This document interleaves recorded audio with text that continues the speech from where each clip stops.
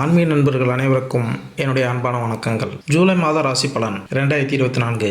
மிதுன ராசி. மிதுன ராசிக்காரர்களுக்கு ராகு பகவான் இந்த மாதம் முழுவதும் 10வது வீட்டில் அமர்ந்திருப்பார். பின்னர் உங்கள் வேலையில் நீங்கள் மிகவும் கவனமாக இருக்க வேண்டும். ஆனால் உங்கள் செயலை விட உங்கள் எதிர்வினை அதிகமாக இருக்கும். நீங்கள் அதிக அவசரம் காட்டாமல் மற்றும் இந்த அவசரம் தவறுகளுக்கு வழிவகுக்கும்.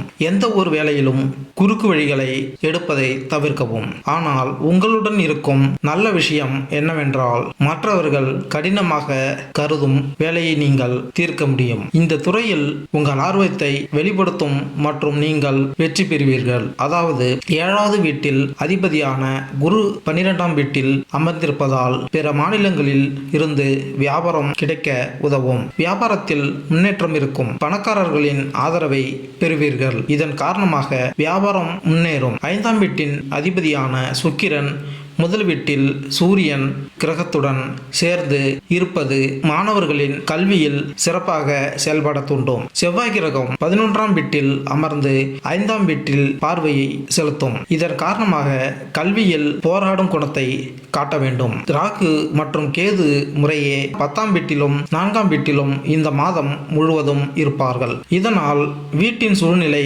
குழப்பமாக இருக்கும். வீட்டில் உள்ளவர்கள் மொபைல் போனில் பேசுவதிலோ வெளியிடங்களில் பேசுவதிலோ பிஸியாக இருப்பார்கள். குடும்ப உறுப்பினர்களுக்கு நேரம் குறைவாக இருப்பதால் வீட்டில் ஒற்றுமை குறையும். உங்கள் பிறந்த ஜாதகத்தில் 5ஆம் வீட்டில் செவ்வாய் கிரகத்தின் அம்சம் சில சிறிய சண்டைகள் ஏற்படலாம். ஆனால் சுக்கிரன் கிரகத்தின் ஆசீர்வாதத்தால் உங்கள் உறவு தொடரும்.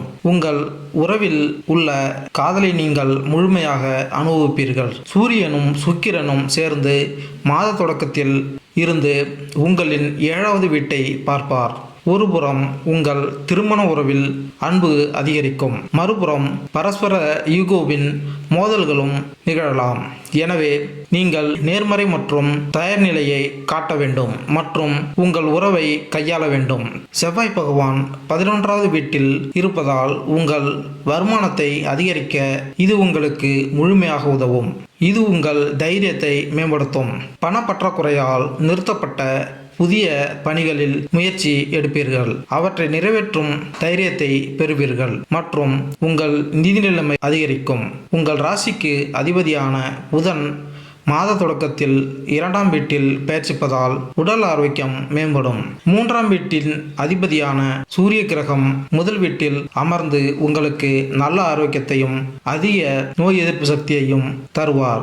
இந்த மாதத்தின் கடந்த கால மற்றும் நிகழ்கால உறவுகள் உங்கள் அனுபவங்களின் மூலக்கல்லாக இருக்கும். திருத்தங்களை செய்வதற்கும் பழைய காரியங்களை குணப்படுத்துவதற்கும் காலப்போக்கில் மக்கிப்போன தொடர்புகளை மீண்டும் எழுப்புவதற்கும் ஒரு பிரபஞ்ச தூண்டுதல் உள்ளது. தனிமையில் இருந்தால் உங்கள் ஆன்மாவும் ஆழமாக எதிரொலிக்கும். ஒருவரை சந்திக்க இது ஒரு சரியான தருணம்.